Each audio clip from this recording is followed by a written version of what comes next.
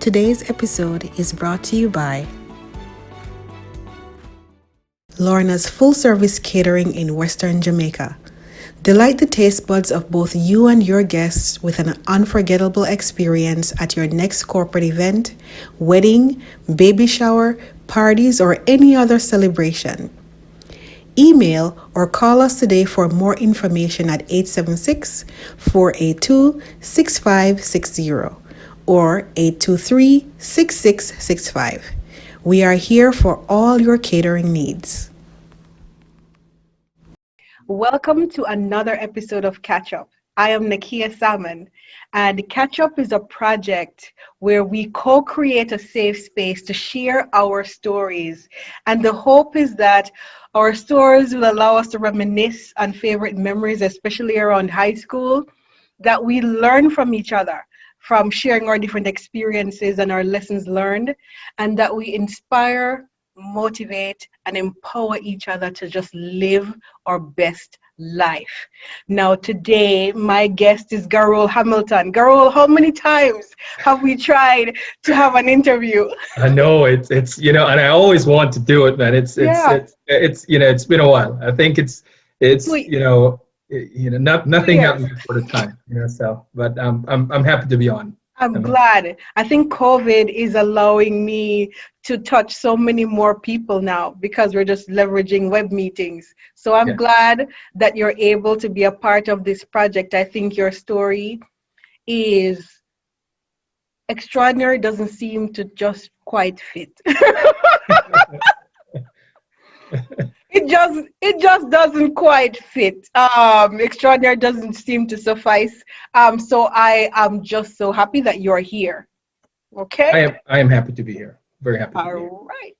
Share with us your graduation class. So 1991, one of the best graduation class ever, but 1991, yes. Did you have colors yet? Like five Oh yeah. blue, five green? You Oh had yeah, what I was form? blue, and then they actually I was started at for blue because it was in fourth form that they started, and then Yeah. they combined blue and green at fifth form, so we were like two class together in one. All right. I just always want to check. And now you're located where?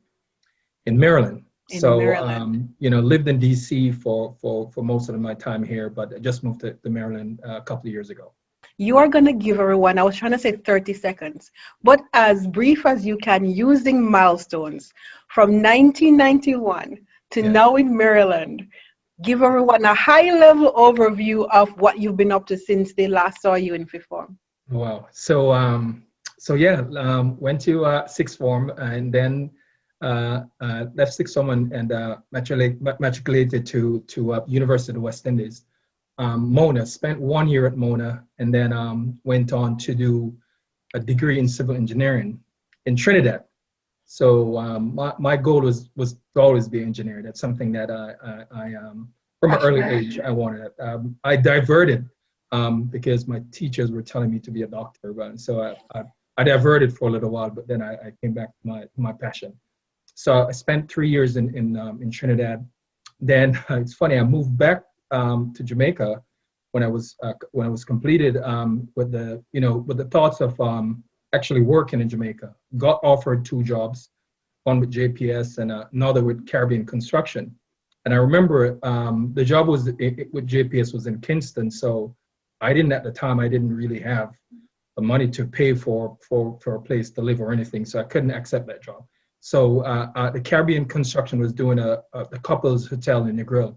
And I remember I went and sat there, and they were talking about salaries, and they asked me, yeah, you got the job, but there's certain criteria that we want to go through to make sure that we sign your contract. And they asked me what salary was I looking for. So I gave them a salary, and they laughed. They laughed, and they said, "Our senior engineers on that salary," but the salary that I calculated was, just base. Like I didn't talk about, paying rent or anything because I was living at, at my parents' house the same way. And it was so menial that at the same time, I thought, maybe I should take the job. At the same time, my mom was in England. And my mom said to me, "Why don't you come to England?" instead of starting the job. And I thought about it, and I said, you know what, I think I'm going to give myself that chance and opportunity to really see what the first world is like. And before I leave university, my one of my favorite Professor H.O. Phelps, he said to me, I remember he said, before you leave, come and see me. And when he said that, I was wondering why. So when I came and saw him, he said, listen, I don't want you to stop here. I want you to go on and do your master's. You should go to London. And like me, he went to Imperial College, and you should do your PhD and everything. I see you and me, and don't hesitate, and don't let anything come in your way, in your path. And I thought maybe that's what I should do. So I went to London, spent a year just bouncing up, trying to find a job. I couldn't find an engineering job. For about a year and a half, I was there. I started working maybe about 6 months after in a magazine company called Johnson of London, and basically as a customer service agent. And that's where I started. Fast forward, I applied for a job in the Evening Standard. It's an evening newspaper that they give for free, and it was an engineering job. I started at a company called Tucker's Consultancy. Got my first opportunity to do engineering. Went there at the same time I started. Maybe about 6 months after, my boss said, "Do you want to do your master's? I'll pay for it." Like, what? I'm like, what do you mean pay? I'll pay for it. I said, okay. So did my master's. 2 years did my master's. Worked in London for 8 years. After that, I actually sitting in my office in London. Saw just was going over Monster. Yeah. I saw that, like on Monster, and then from there you're here. Sorry. It was great, sort of opportunity, and I'm like, so I sent my resume, and then they contacted me immediately, literally. Yeah. It was so fast, and I'm like, okay. So when I called it was Barry Sham. No, it was actually Mel Strauss. A guy named Mel Strauss. I called him, and he said you should come. We'll pay for your ticket, and we pay for your hotel. For you to come. And I'm like, well, the worst I can get is a vacation after this for free. So I flew there, did an interview. They offered me the job on the spot. Right away. Offered me the job on the spot and said, just let me know when you can start. I had two friends in Washington, D.C. One that went Howard University, Robert Bihari, and another one of my friend called David Julian. And Bihari has been in your life for a while. Yes. Because he was in early chapters of the book. Yes. So Bihari went to, we went to Manus together. Yeah. So, and it became like a really close friend of mine, and still is. And that's, I just made a decision that, okay, I just went back, resigned, and packed my stuff up and came. Do you know who I actually stayed with? At the time, Candice Walker. Wow. Candice Walker was, she was gracious enough to actually said, I have an extra room. I didn't have, I didn't find an apartment or anything. And she said, we could work something out and you could stay with me for the time being until you get somewhere. Wow. And I stayed with her and started working. She gave me a car to drive. I remember she said, okay, you can go ahead and use my car. Did you drive on the right side of the road? Yeah, well, that was brave. Yeah, it was very different for me. Yeah. I did end up on the wrong side at times and wondering why everybody driving on the wrong side of the road. So and then moved to DC, and worked. Been here, about 14, 15 years now. Oh, so tell us about your immediate family, your family unit. So, I'm married. Together we have beautiful. 4 kids. She is so pretty. Oh, she is. I think I've hit the jackpot, but I don't know. So beautiful. Ayana Candice Williams. She's a dentist. So she's very smart also. Way smarter than me. So we have four lovely kids. Most the youngest is 9 years old, but she actually runs the house. So your current role, if you can describe it, sometimes I struggle to describe my current role. So if you can give us an understanding of your current role, what do you do Yes. now? So I'm a senior vice president of a company called WSP, and WSP is actually one of the biggest engineering company in the world. So Mm-hmm. that's their headquarters is in Montreal, Canada. Mm-hmm. My role, and it's funny, I call myself a healthcare engineer, Yeah, I saw but that. it's funny. There's really no healthcare engineers. There's nothing like that. But what it is, I am a engineer that design healthcare buildings and healthcare facilities. So whether it's hospital, medical office buildings, cancer center, children hospital, name it. That's what I do. That's what keeps me up. That's what wakes me up in the morning, because sometimes my clients are, really call me early to get stuff done. But what I do, I'm the East Coast Regional Healthcare Director for the firm. So all along the East Coast, and I cover Richmond. We have an office in Arlington. We have an office in Baltimore, Boston, New York, and also Orlando and Atlanta. So those are all my regions that I sit on top of and really drive healthcare, really manage clients, and just basically design and build hospitals all over all over the U.S. and all over the world, because we're doing projects globally as well. So I'm hearing you describe your role, right? And I'm trying to see what questions do I ask to break it down for the audience, because I want this content to be digestible to a yes, wide range of people. yeah. So let's ask specifics. So in terms of span of control, how many employees, give us a range you'd say be under your span of control as a vice president? I have over 500.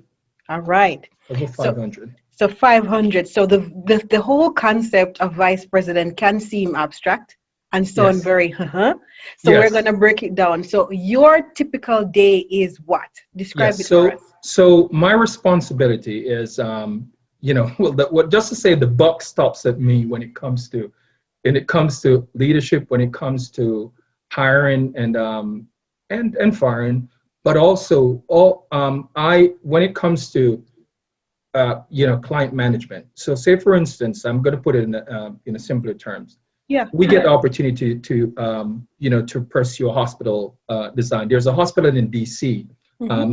that's going to be designed. I'm responsible for liaison with the clients and do all the what we call business development. So the marketing and trying to make sure that we position ourselves for that project. So make sure that we talk to the right person and let them know our capabilities and really marketing ourselves. And then when we get the opportunity, I'm responsible for putting my team together. So your team is all the team that's responsible for the design. So you have an architect who draws the building. You Thank have an you. engineer, which is we work with architects. Architects are sometimes our clients, but I'm the engineer. The engineer who designed all the systems. So everything with air conditioning, heating, all the electrical infrastructure for the project, our company does it. So we work with the architects, and I have to make sure that we have the right people in place to design and to implement the project to construction. So when it's completed, my work is done until I'm called back to say, this doesn't work. You have to come back and fix it. Or, you done a great project. We're going to give you some projects on the, along the way to do renovation and other projects within the hospital. We're going to switch gears and go back into your Manning school days in terms of your favorite. You only get a maximum of 2 favorite teachers. Who was Yes. your favorite teacher? Okay, so that's tough. It's a tough question. I'm gonna say first Miss Wagstaff, and it's funny, she was the principal when I was there. Yeah. But Miss Wagstaff and I went back from before I even started Manning's. So there was a guy called Mr. Vernon that I used to go to his house over teachers' quarters over the Yes. over teach. So I used to go to his house like every day to do maths and mental ability and this practice for my common entrance exam. Right. Miss Wagstaff used to live close to him, so I actually had a great relationship with his son, Livy. And that's what, yeah. And then, so I had that relationship with her. So she's always, behind me, pushing me and, encouraging me to, to choose right, be good and everything. So that's something that, she always, and she's always coming to me, making sure that I'm okay, making sure that, I'm doing well in school, making sure that, so she didn't teach me personally, but Yeah. I think she was that instrumental behind me, just to push me. And Mr. Vermont started it. He left before I came in, and so she took the mantle and kind of, be that person to keep encouraging me. The next person actually is Miss Hibbert.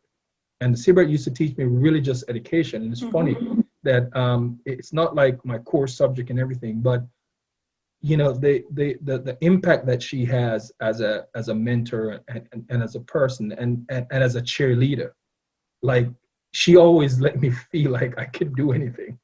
And to be honest, I remember the religious education class, I get 90s. Like I used to get, this is something that a boy, most of the girls I'm used to, they are the one that's supposed to get high grades and stuff and everything. But I was just so energized to be, and that's, so getting that, it really, because I remember she taught me when I was in second form. And that was a time when I was improving. And when I was, I wasn't there yet with respect to understanding my true ability. So, getting 90s in there actually in her class gave me that drive to say, you know what? I can do it. I can do it. And I think that's the reason why I hold her like very close and still do, because she's still a cheerleader for me, up till now in terms of everything that I do. And many others, and connected to a lot of us, still present. Yes. This subject. What was your favorite subject? Maths. Math? Yeah, but I always say I was given a gift to do maths. It's Because you did advanced math too, right? I did advanced maths when I was in fourth form Yeah. and fifth form, and then I did further maths, in and maths when I was in upper six. How about Manning School memories? Memories. I have some great memories of Manning's. But some memories also that I don't want. Ones you can share. So I want to share this because not a lot of people wouldn't think that, or saying that, Garold was this, straight and proper student. I remember in first form I got suspended. First form I got suspended. I don't even say that in my book or nothing at all. This is exclusive. I don't talk about it. I tell people. Exclusive, Catchup exclusive. What did you do? I remember and I remember the person. There's a girl that I used to call Nackia in Fairclough, and she was just like troubling me, and and I remember, man, I swear I cursed at her, and she went to tell this Mr. Jackson. Mr. Jackson came for me. I can't forget. And he asked me, "What did you say to him?" And I'm like, "I'm not. I tell him exactly." And he's like, "Okay, you're gonna get suspended for that." I'm like, I could have lied, but that it's funny. The first and last, but that was something that that I learned from. But it's a lot of people didn't know, and I haven't even talked about it. But that was one of my craziest memories. But otherwise, there's a lot of good memories. I am a sports person at through my life. I played on the chess team. I was a captain of the table tennis team for a number of years. I was one of the, actually won the Western table tennis competition under 17. I actually went to Kingston to play with some of the world best, the world champion and Olympic champion in table tennis.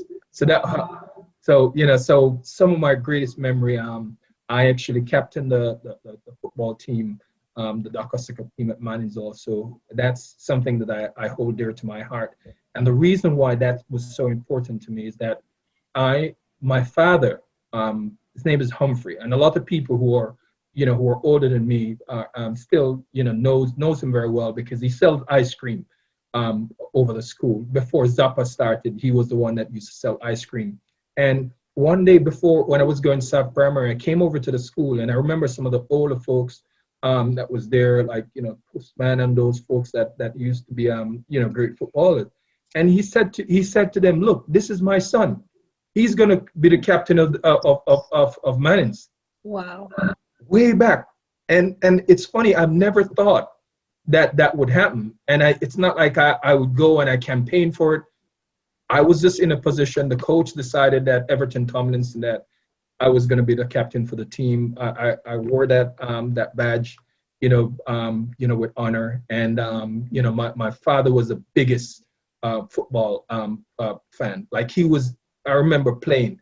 He came to the side, that he was shouting my name. I couldn't do anything wrong, everything, so it was just like, for me, it was one of my fondest memory, because I think, like, for him, that was his proudest moment, to have his son captain a school that he loved Mannings so much. I remember, like, I took him to some past student event and stuff, and nobody wanted to see me.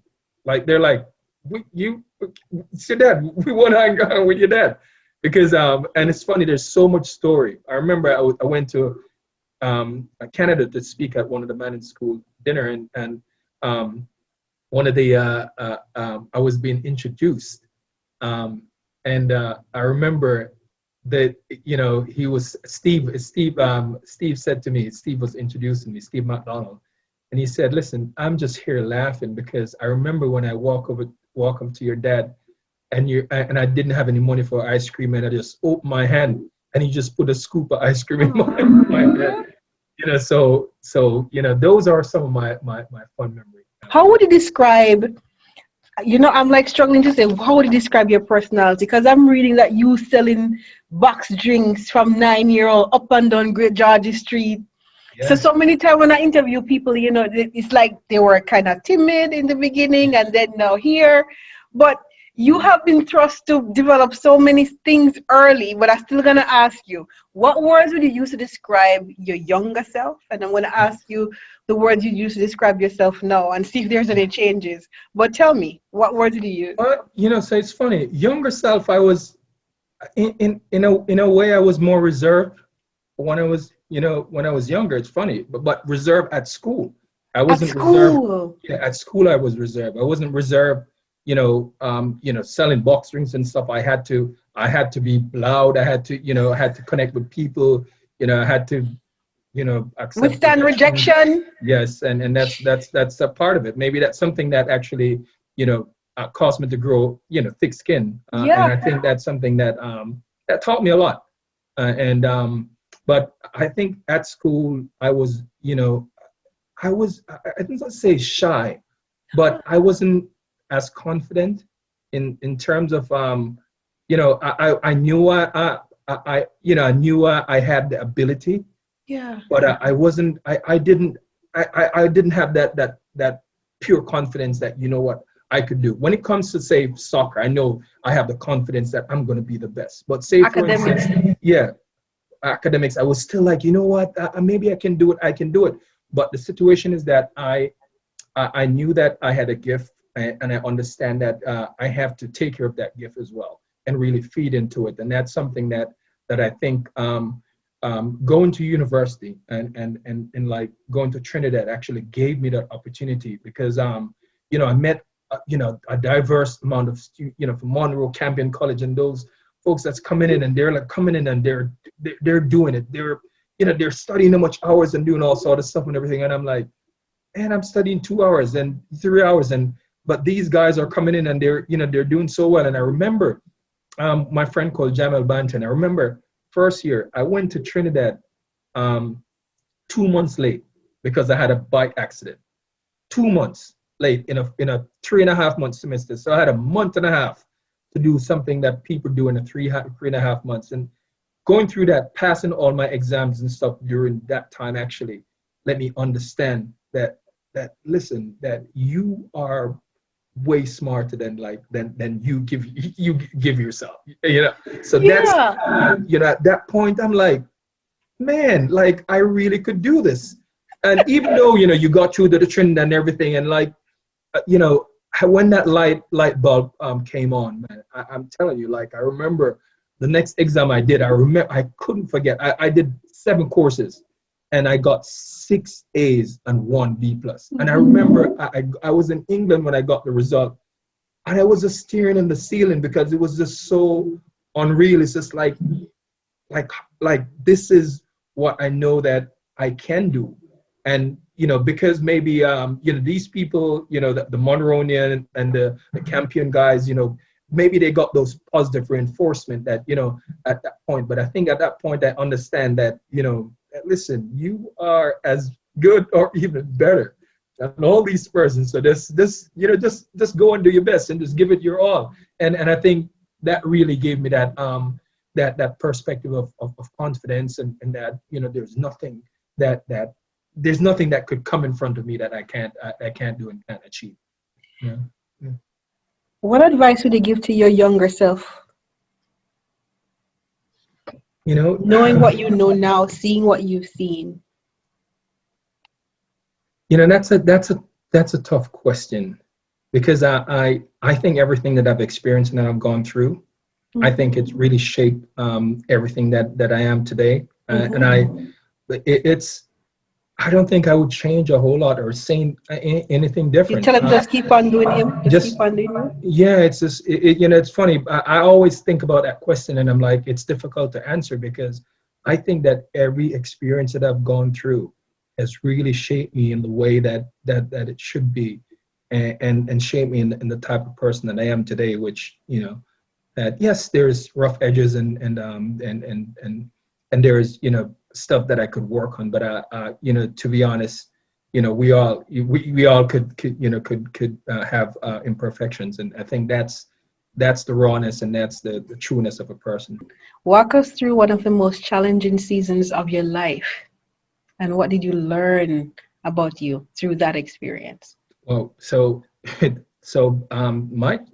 biggest challenge I had was having that motorbike accident. Yeah, that was I had actually in Sav. So we're right on Darling Street. I broke my patella in 2. They actually call me Patella at university also. That's my whole name, Patella. I broke my patella, my kneecap, into a bike accident. I remember, it's funny. The third person I took up to England, his name is Buru Donovan Baker. Buru was one of my best friend out of school. So when I got up, I was riding the bike. My friend Andy was at the back, and went to the control. I hit a wall, and my kneecap was split. But when I thought I was okay, so I remember Bora. I don't know how he came that fast. It was the craziest thing. He was there, and he took me up, and he said, "Yeah, you're okay." And I said, "Yes, I'm okay." He took me up. I remember just standing, and then I didn't remember anything after until I'm in the hospital. So going through that experience, and actually they sent me home. To be honest, they didn't fix my foot or did an x-ray to see what, and I'm like, they're like, "Oh, we need to x-ray to find out what's wrong." I said, "I know it's split. Like, look right there, it's swollen and everything." So they sent me home and said, I need to go to Black River the next day for an x-ray. My mom at the time was in the Cayman Islands, and she made a call.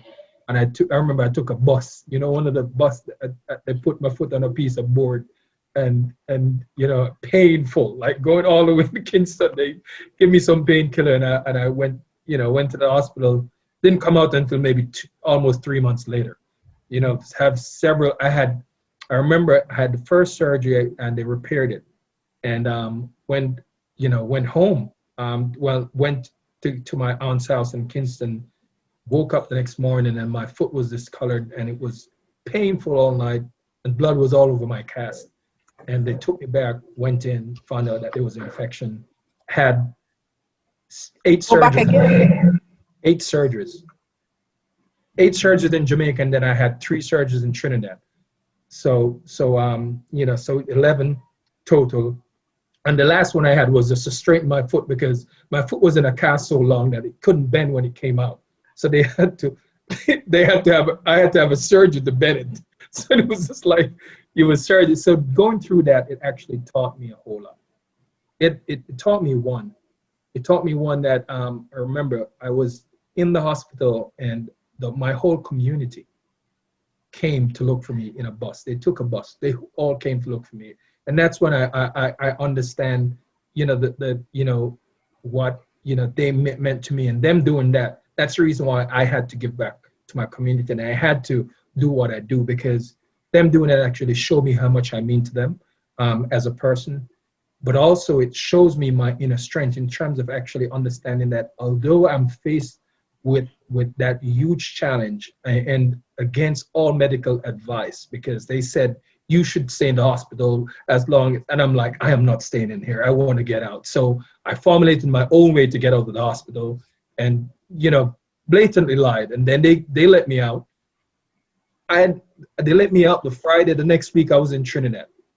The next week I called my mom. I said, book me a ticket. I'm going to Trinidad. I called my friend, and he said to me, I remember I called the dean, and he said, no, Mr. Hamilton, it's too late. You should wait until next year. I'm like, no. And then I called my friend Jamel, and Jamel said to me, hey, at the time he called me Triple Bunk, because that's my hall name at Chancellor. And he said, hey man, I'm here, man, and I'm here. I go to all the classes, man, but I still don't know anything. I don't understand what's going on. So yes, I went, and they gave me all the notes, and one thing I knew. Listen, they took me they took me. They were my support, like all my Jamaican folks and all the hall folks. I was on a wheelchair. I was on my crutches. They would take my books, and they would make sure that all my notes are there. They were my man. Listen, so that's the reason why, the support system was so strong, from friends, and people don't know me, and they held my hands. They through the whole. My foot was in cast for 8 months long, and they make sure that my notes are taken. They make sure that I get to and from class and everything, and that's something that it really teach me about people. It shows me that people do care, and if you're around the right persons, also, they will do what it takes to make sure that their fellow man is okay. And I think that's something that taught me a lot, and maybe that's the reason why I am now, is just to know that if I could help, if I could lend a helping hand, that's something that I'm always going to do, because that was what brought me through, and that was what gave me that strength to be here, to be where I am now, to finish university, and to really pursue my dream of being an engineer. So that going through that experience taught me that. And one thing also taught me a lot of resilience, because they told me you would never play football again, never. And the doctor. And now you do it for fun. Yes, and I did it at high level. I remember my friend said to me, he's like, how? It doesn't make any sense. How do you don't have one knee? You don't have any kneecap, and you're still running around like that? Like doctors, orthopedic doctors would say to me. I remember I just went to one, and he said, and one of his students was coming, and he said, yes, this is the guy that I was telling you about. He has one kneecap, and he runs around the place and play football. We're gonna talk now about your book. Yes. So the book that Garold published, one of these pieces of work, Get a Youth's Bible. Tell me why. So first, you said the cover is first. Go ahead. So I want to tell you that Marsha she actually did this cover. She actually did it. Yes. Call Yes. last name. Marsham who? Huh? Malcolm? Which Marsha? Malcolm. Okay, Marsha, just want to make sure. Yeah, Marsha Malcolm. So Marsha was, she actually did my editing of my book and stuff, but the cover and everything, it's, attributed to her, and she was instrumental in actually bringing this to life. So Big up I have to Marsha. pay homage to her. So big up Marsha Malcolm. Marsha has been in so many interviews, man, because she edited my workbook for my retreat as well, and continues just to be an essential part of my life. Yes. All right. So the Ghetto Youth's Bible. So the Get a Youth's Bible, what is your intention? Why did you write it, and what is your intention for people when they read it? I thought that growing up, I had a lot of experience in which I didn't really have a narrative to look at or a guide to really to really help to navigate me, help me give me that rudder in terms of direction. Yeah. And I thought, why not document something that I could help people who are from similar background like myself, something that people could look at, people could use as a, as a means of inspiration, but also as a moral compass, as a guidance to really to really know that it doesn't matter your background or where you come from. It doesn't matter your start or even your midpoint. It really matters, your forward direction and how you finish. And that's why I write the book. I write the book to inspire people like myself who came from a similar background, and people who just who went through several challenges also, and to know that, listen, if you work hard enough and you make the right decisions, the world is your oyster, and anything that you want to do in life, you can truly achieve it. And I tell you, so profile. When I did profile with Ian Bourne, that's what I had.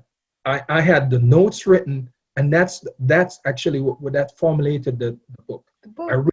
I've written all this, like a whole lot of stuff in German. He said, write some stuff about yourself, but I had written down a whole lot of stuff. I always have those stuff written, which is crazy. And my mom said to me, how do you remember all of that? I remember everything like it's yesterday. And I've written this whole thing, and he said to me, Ian said to me, man, are you writing a book? And I'm like, no, I'm not. And he's like, you should.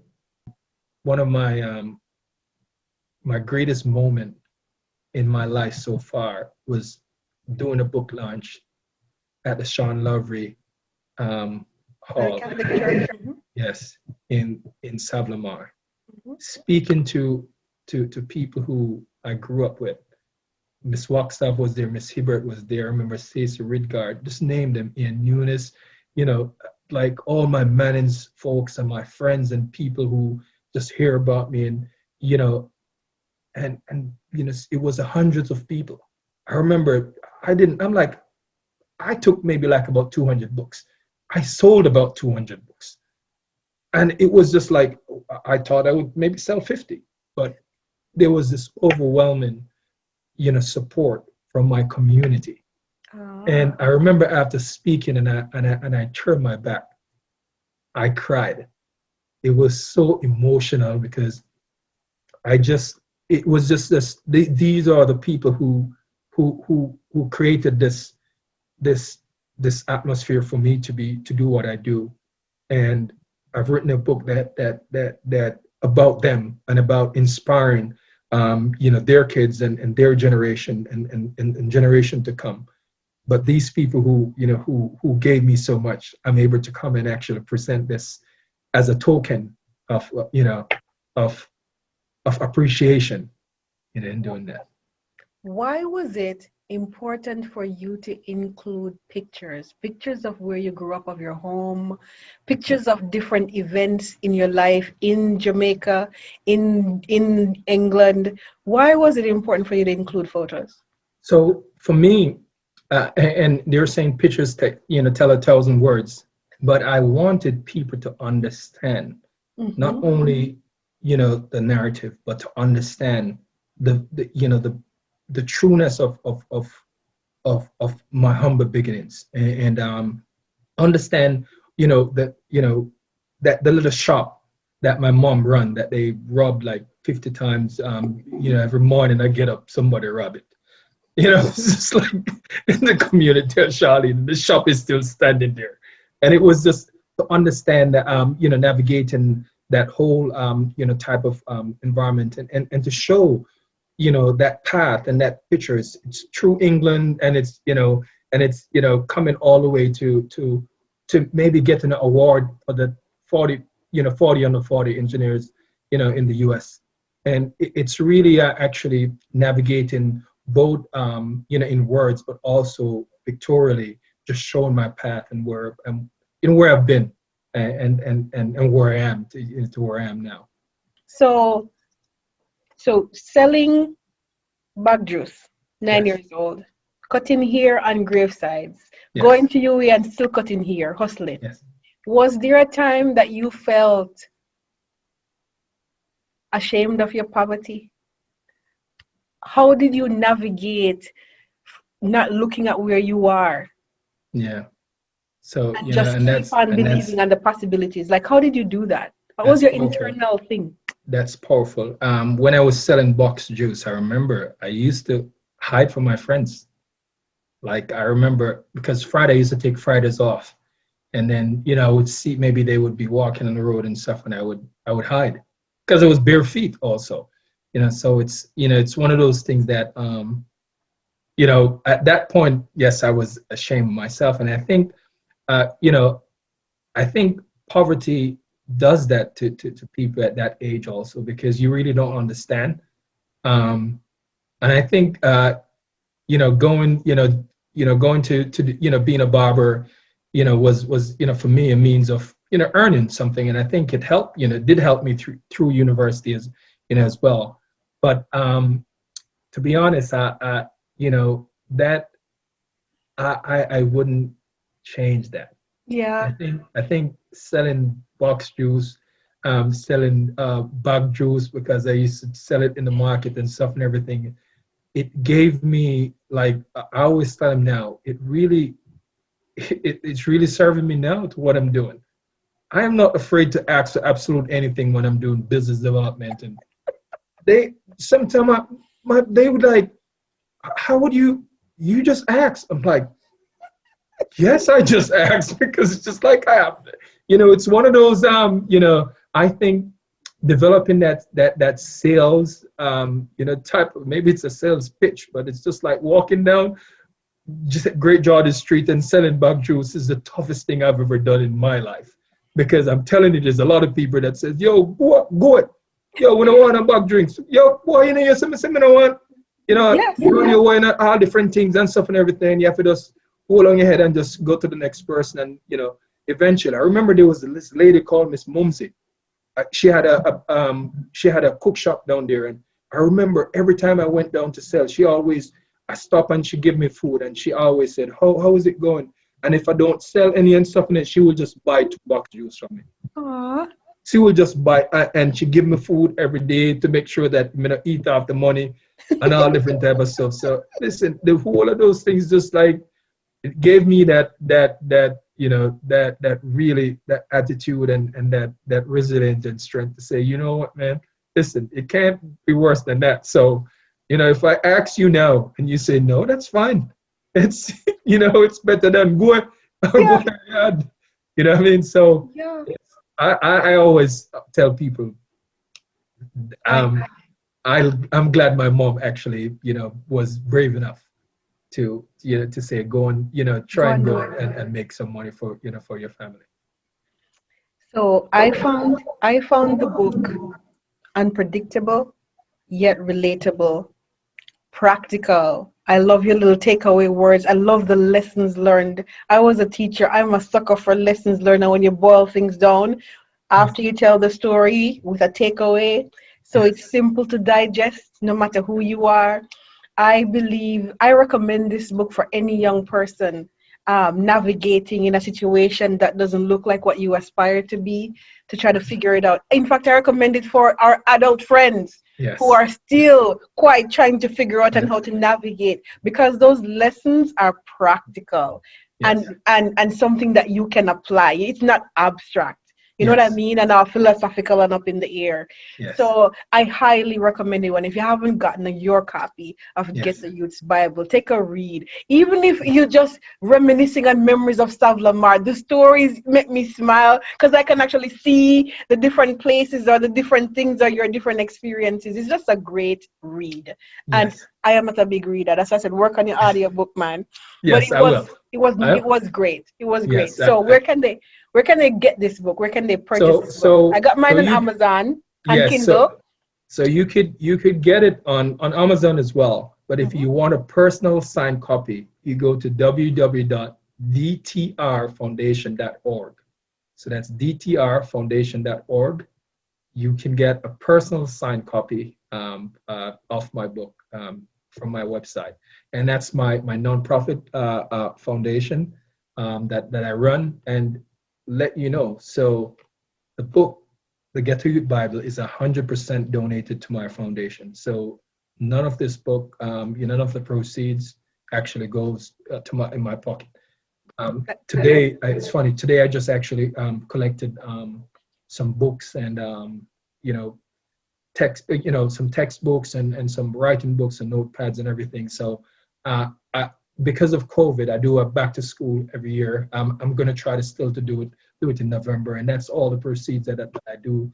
I did the I did a COVID give back recently in Jamaica as well. It's all because of the proceed of the book. It's done extremely well, and I'm happy. But it's also it's really reaching life and helping to change life. So I do appreciate the support. I go out and get the book. It's something that I think I will continue to to push and market, but also I think there's more to come. I always say, everybody's saying, is there a part two? But I'm working on some stuff. So docu-series, I'm working on some stuff. So there's more to come. I am so excited. Yes. So if you want to learn more about the DTR Foundation, the person who did your website did a fantastic job. It has all the details of the objectives of the foundation, the projects of the past, and what he's working on. So please check out the website as well. Yeah, whoever did your website, big up. They did a good job. Yes. What is the best advice you ever received from someone else? Oh, so someone else, but the best advice I've actually I mentioned in my book, my coach, Everton Tomlinson, when I was going to Manners, he always say, fail to prepare. I didn't know where he got it from, prepare to fail. And it's funny, that's something that I use up to today. It's something I tell my kids. Yes, I do. What are you most proud of so far? So, that's a tough question. There's a number of things that I could call out, but I'm most proud of the fact that I can be a guiding light for people, people who are from my same background. It's that's something that I think that that really, it really keeps me smiling. It's really fuels my energy. To when I go to Jamaica and people said, you know that I read your book, or I listened to some of the stuff that my father tell me about you, and it's like it's those stuff that, and when you hear like 8-9-year-old kids that said, Mr. Hamilton, I know you. My dad tell me about you and say I should be like you. And like those things are the things that really makes you humble. What does success mean to you? Success. I remember it was, I still struggle with that word to say, maybe to label myself a success. I still struggle, maybe because of my personality. It's funny. I struggle because I always say, oh yeah, I still have so much stuff to do, so I'm not successful yet. So a lot of people are like, you're successful, but for me, it's so I still struggle. So success to me, it's funny. It's not about wealth. Okay. And it's not about reaching the highest point of your career. Success to me is having that balance of great family life where you can make your kids happy every day, where you can afford to take them to places that my daughter sent a message, text me, and she said, thank you, Dad. You guys are the best. You let me travel to to countries that I would never dream that I travel, and give me everything that I want. And like, to me, that's my success. My success is having that huge impact on my family, so that they could see that that I'm giving my best, just for them, and working my ass off just to make sure that the family is good. So it's not even about my career. It's really about family, and I can impact, also how I can impact people. That's part of my success. My success is really helping folks. My success is, as I did in England, as I continue to do, and giving back. Giving back. To tell you that when I did the COVID give back to my community, I remember I couldn't sleep. I couldn't sleep. I wasn't there. I was here, and I'm orchestrating everything, and I couldn't sleep. I wake up so early in the morning, and I'm calling Nadine, and I'm calling Jeffrey, because they're doing the work for me down there and stuff and everything. And they're like, yeah, it's all right. And I'm calling them every 10 minutes just to make sure that, the t-shirts that, are together, and they, it's, and they calling me and telling me and sending me pictures. And I'm sitting down, like, I'm there. I'm sitting down, like, nervous, just want to make sure that everything is perfect. But just to hear, like, people, and see people who I grew up with, telling me how much this means to them, and how much I don't how much, that my basket should never be empty. Getting those message, from those folks, actually, it gives me, like, so much energy to just rise again, and just, like, do it 10, 15 times, and just give me that form of happiness. And for me, that's success. Success is really making your mark, and really giving, family, and really giving back to your community, who has been an important part of your life. That's my success. So we're gonna dream together. Yes. So if you should close your eyes, girl, there's no limits. You have all the resources you need, all the financial resources, all the talent that you need. Absolutely no limits. Who would you be? What would you do before you die? Who would I be? What would you do? No limits. What's your big bold dream? No limits. It's funny. So no limits. No limits. None. I'm thinking of Wakanda. I'm thinking of this amazing place, for Black people, for Black excellence, for people to know that their ancestors, and their parents, or their friends, and their children and stuff, can go to a place where there's equal, there is there is equal opportunity for everyone. A place where we can replicate all over the world, that gives kids this undeniable, presence, and experience, that give them that opportunity to be great. That's, create this infrastructure, and create this amazing atmosphere, where people, where our folks, where Black folks, could really understand their power, and understand that nothing nothing that they dream of, everything that they dream of is achievable.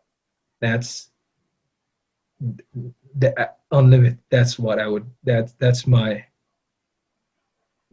perfect storm, my perfect world, and my Wakanda. Thank you for dreaming with me. Thank you for dreaming with me. It's something new to catch up, and I want us to practice that thing of dreaming. It's a muscle. If you don't use it, you will lose it. You have to practice it. You have to keep on doing it, man. Yes. Last question. You only have one question left. At the end of your life, what do you want us to remember about you? To remember that I came, here as a simple man of humility, but a person who who have lived to touch many people's life and made a tremendous impact on the life of many. That's, it's not this was never about me, gaining wealth or being a superstar. It's really having that impact on people's life that they can walk away and say, I've learned something from him and I've used it and made something of myself. That's that's my legacy, and that's, if when you read the Ghetto Youth Bible, you'll understand that part of it also. And I finish with the 10 Commandments, and the last one that says, you giving back, pay it forward. That is the last chapter too, right? Your book kind of flows the same way. Yeah. Yes. Pay it forward, give back, and that's me. Thank you for saying yes to Catchup. I'm extremely happy to be a part of your platform. I admire what you've doing, what you have been doing. You've been doing a tremendous job. I enjoy and love it. You have amazing talent. I can't say it enough. So it's something that inspiring to see what you're doing and what you continue to do.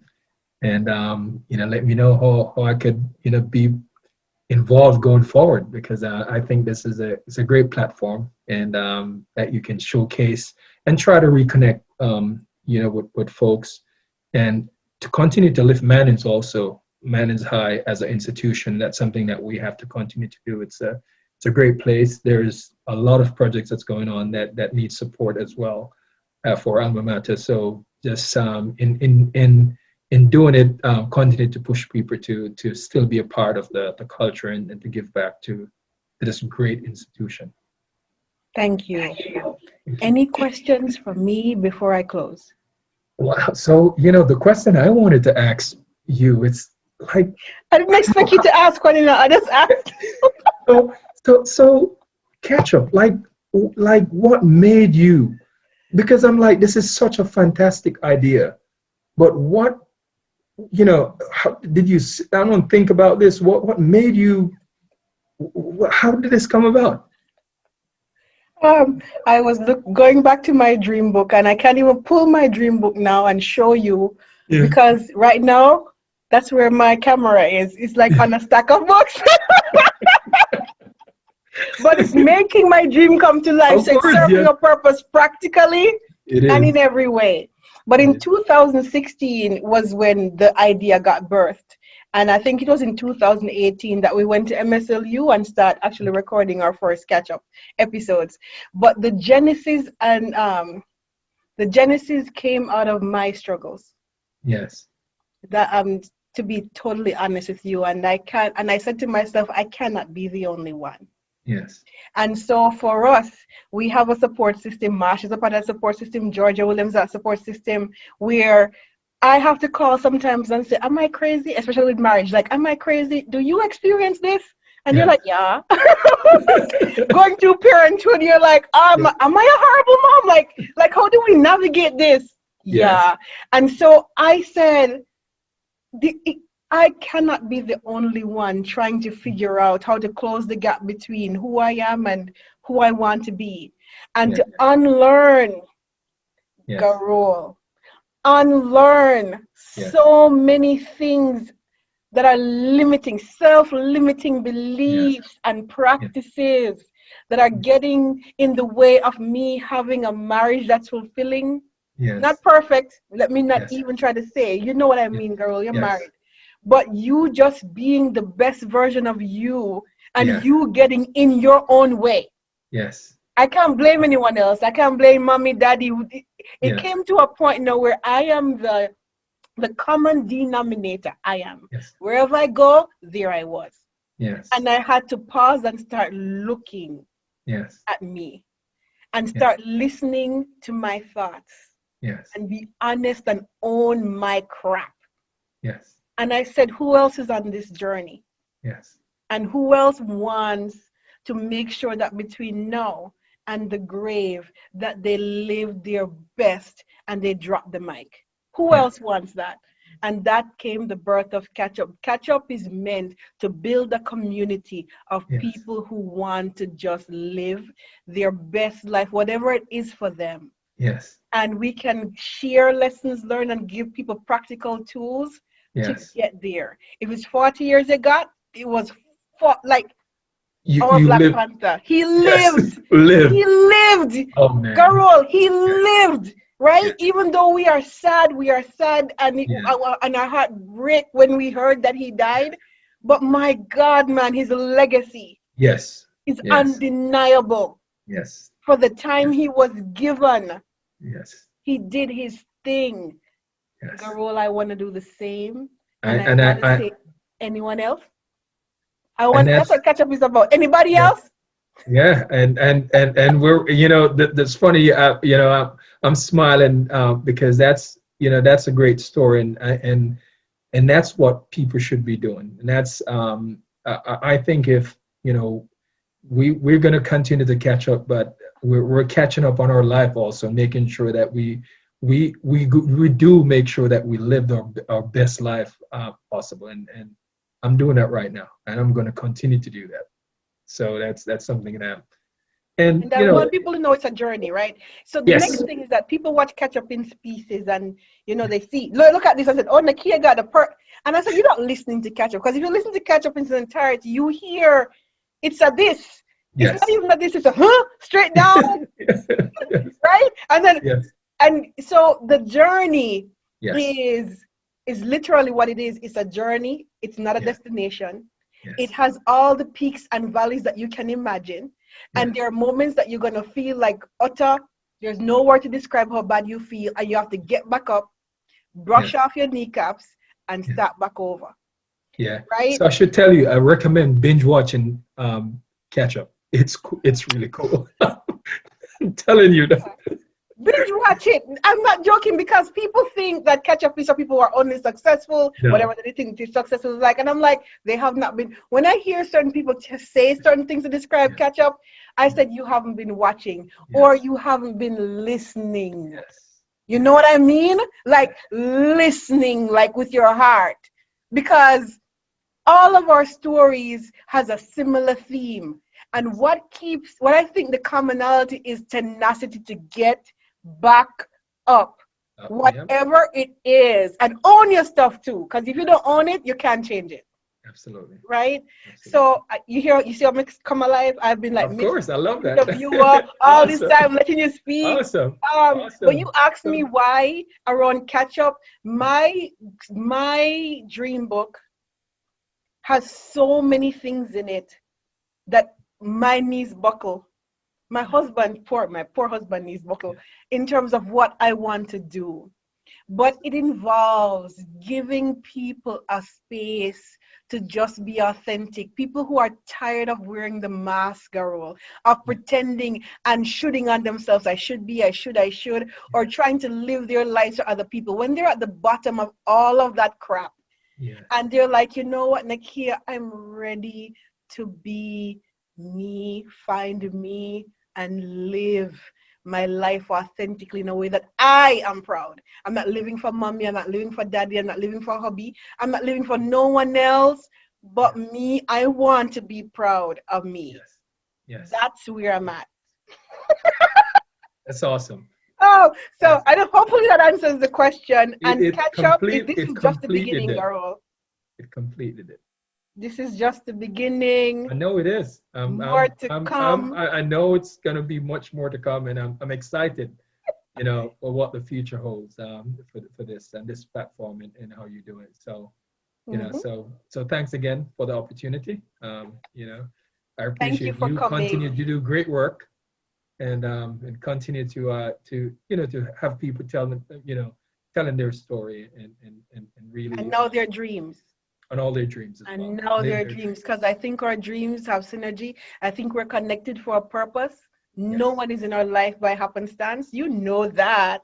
You've Absolutely. lived, your story is a testimony that is so strong in terms of the Yeah. connections of people and relationships and how Yes. they play a role and how help comes from the place that you least expect it to. Yeah. Because you Absolutely. highlighted that in your book. Every time I feel like I was in church and I'm reading a book, I was like, I was like, oh my, you know, when, as I said, you Yes. can feel it, it connects with you. Yeah. You're like, yeah. Every time, yeah. Sorry, Yes. I'll go off. You'll think Yeah. Garold paid me to say all these things, but get the book. Get the book and give your kids the book. Yeah. Give your kids the book to read. I think it's a powerful, powerful book of dreams becoming reality. With And that, reach out to me also for, I do mentorship for free. So reach out to me, garoldh59 at gmail.com. That's something that I love to do. Doesn't matter, if your kids want some inspiration, if there's any challenges that they're going through, and I can help. I'm a talker that when it comes to that. So, I always try to reach out and help also. So say your email one more time.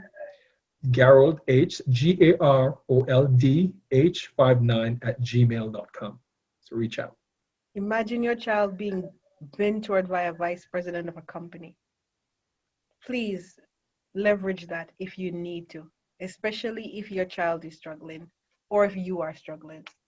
Because I always assume, I always assume that I'm like, you just never know who is Yes. struggling. Yes. Thank you. You Thank you you. rock, man. Thank you. Thank So you. badass. Guys, with that, I hope that this episode was a blessing to you and came at the right time, that you got something that was just right for you. Please like our videos, share our videos, and subscribe to our YouTube channel, and catch us every Monday so we can catch up with our former schoolmates. Have a fantastic week, guys. Bye bye. Thank you.